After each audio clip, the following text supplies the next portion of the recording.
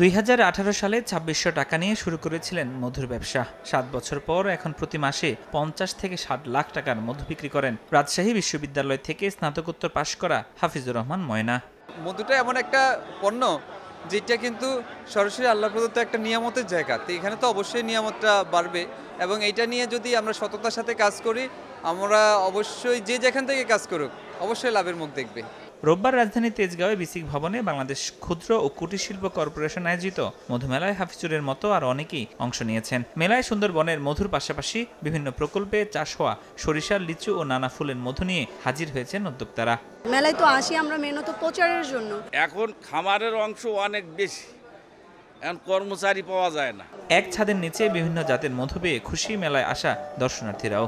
যেটা চাকের মধু ওটা একটু পাতলা হয়, ওটার উপরে ফেনা হয়, মানে ওটার আলাদা একটা বৈশিষ্ট্য আছে। মধুর মধ্যে কোনো 99% নাই, মধু হতে হবে 100% গ্যারান্টি। মেলা উপলক্ষে বিসিক আয়োজিত সেমিনারে মৌ চাষ উন্নয়নে বিশ্ববিদ্যালয়ের শিক্ষা কার্যক্রমে মধু বিষয়কে অন্তর্ভুক্ত করার পরামর্শ দেন জনপ্রশাসন মন্ত্রণালয়ের জ্যেষ্ঠ সচিব।